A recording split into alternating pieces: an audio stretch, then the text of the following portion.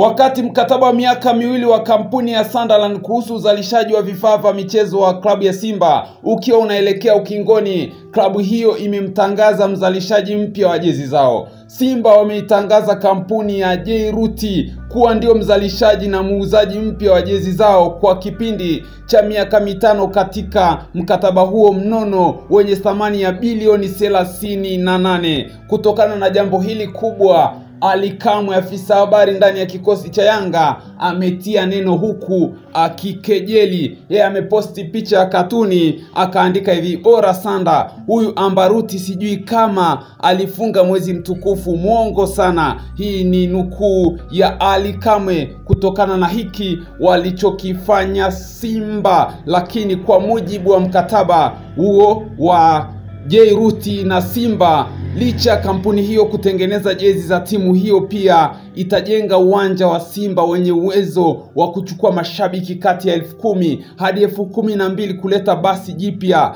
la kisasa la timu aina ya Izaz, kujenga media ya klabu, ofisi na kutoa pesa shilingi milioni 100 kila mwaka za kusaidia vipaji vya soka va timu va vijana. Mkataba huu mpya umeweka rekodi ya kipekee kwa Tanzania na Afrika Mashariki, kwani imeeleza kuwa hakuna klabu yoyote ya soka yenye mkataba wa thamani hiyo. Mwaka 2019 Simba iliingia mkataba wa miaka miwili na Sport wenye thamani ya milioni 600. Mwaka 2021 wakasaini mkataba wa miaka miwili na Vunja Bei wenye thamani ya bilioni 2, na mwaka 2023 wakaingia mkataba wa miaka miwili na Sunderland the only one wenye thamani ya bilioni 4, na safari hii ni bilioni 38 na J-Root. Lakini Ali Kamwe amekejeli hiki akisema huyu